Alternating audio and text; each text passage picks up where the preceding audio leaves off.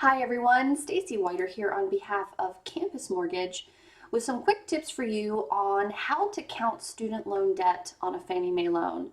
Now just a quick reminder before we get started, this video is for informational purposes only and should not be considered legal advice or used in place of Fannie Mae guidelines. Also, this video was created on February 7th, 2017, and the information contained in this video is subject to change without notice. So let's talk about student loan debts. All student loans must be included in the borrower's recurring monthly debt obligations regardless of their status. So it doesn't matter if the student loan is in deferment or payments are in deferments or in forbearance, some sort of monthly obligation payment has to be included in the borrower's debt to income ratios. Now, how do you determine the repayment amount? Well, there's a couple of different ways. You can use 1% of the outstanding balance. You can certainly use the payment listed on the credit report. You can use any payment listed on any documentation or type of documentation from the student loan lender. You can also use the calculated payment that will fully amortize the loan based on documented loan repayment terms. But obviously the easiest way is going to be to use a payment that is listed on the credit report.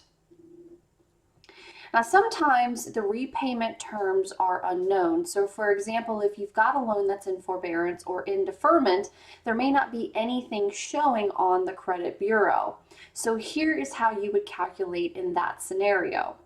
So the lender must calculate a payment based on the current prevailing student loan interest rate and the allowable repayment period showing in the table below. So what I'm about to show you is how you can calculate the monthly payment to include in the borrower's ratios if the payment is unknown or the repayment terms are unknown, meaning the borrower is not able to provide you any type of documentation and you're not able to get anything from the student loan lender.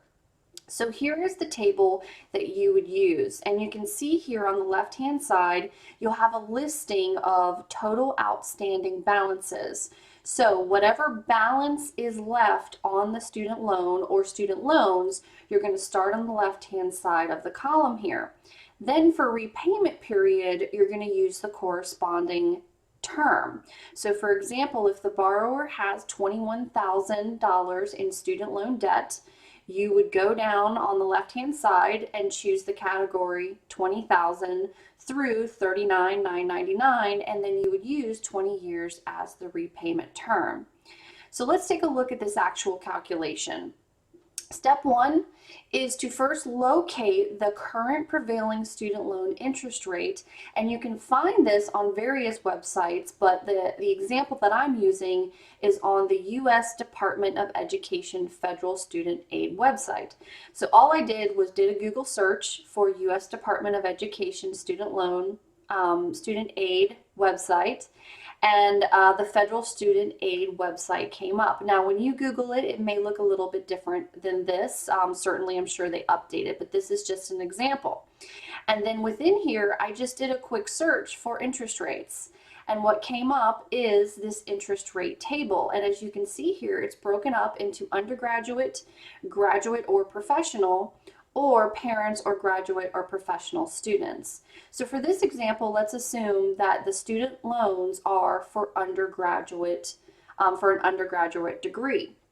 So that means either if it's subsidized or unsubsidized, chances are it's going to be the same interest rate. So for our calculation, we're going to use 3.76%. Well, now let's do our actual calculation. So we'll go on to step two, which is where we're going to calculate the payment using the interest rate that we just looked up and this table, which is listed in the Fannie Mae Selling Guide in order to calculate a monthly payment for the student loan. So again, let's use our example of $21,000 in student loans. So we'll be in the $20,000 to $39,999 category, which means we'll use a 20-year amortization. Well, then remember, we're going to use the current prevailing interest rate from the U.S. Department of Education student aid website, which we found is 3.76 currently. Now, obviously, this changes, so you'll always want to check this before you're doing the calculation. And then we just simply get our financial calculator, either our handy financial calculator or find one online, and we'll take the loan amount of $21,000, which is the total outstanding loans in this example, the current prevailing interest rate of 3.76, and then we'll amortize it over 20 years to get a total monthly payment of $124.62.